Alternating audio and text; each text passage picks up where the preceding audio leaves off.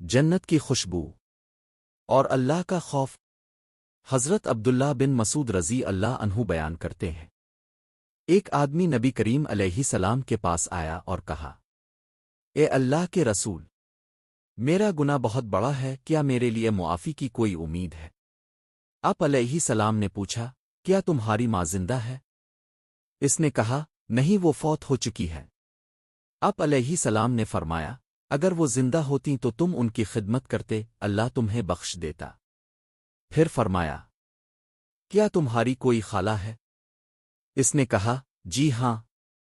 آپ علیہ السلام نے فرمایا، خالہ ماں کے درجے میں ہے، اس کی خدمت کرو۔ ماں خالہ کی خدمت صرف دنیا نہیں سنوارتی، بلکہ یہ اللہ کی مغفرت کا راستہ بھی بن جاتی ہے۔ ایک ماں کی خدمت سب سے بڑا نیکی کا دروازہ ہے۔ محدثین لکھتے ہیں کہ اس حدیث میں یہ واضح اشارہ ہے کہ ماں کے حقوق باقی سب حقوق سے بڑھ کر ہے۔ ماں کی خدمت اور اطاعت جنت میں لے جانے والے سب سے قوی اسباب میں سے ہے۔ دو خالہ ماں کے قائم مقام ہے۔ محدثین جیسے امام ترمذی اور ابن حجر عسقلان رحمہ اللہ لکھتے ہیں کہ اس حدیث سے پتہ چلتا ہے کہ خالہ کا رتبہ ماں کی طرح ہے، یعنی اگر ماں زندہ نہ ہو تو خالہ کی خدمت گویا ماں کی خدمت ہے، اور یہ بھی مغفرت کا سبب ہے۔